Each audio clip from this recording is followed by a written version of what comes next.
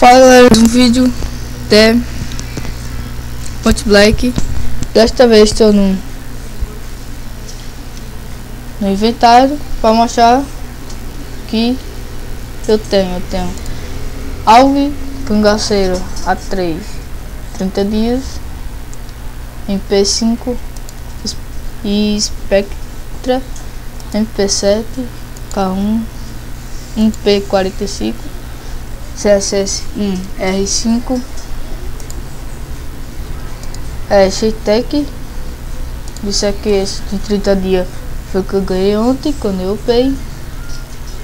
Um cangaceiro Tactilite 5 dias e a 12. Arma secundária é MK23 K5 a Python, que eu tô com outro que eu comprei agora. É a Desert Lebaron e P99 e Arc. Tem um Doku Knife e M7, a normal, né, que é a K400 e a K413. Tem uma Flashbang e Smoke. Personagem tem um Scarlet, esse aqui. Show que eu ganhei ontem.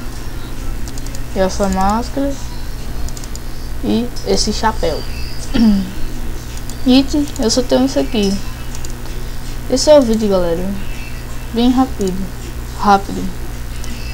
Então é isso, galera, espero que vocês tenham gostado. Gostei, valeu, falou, fui.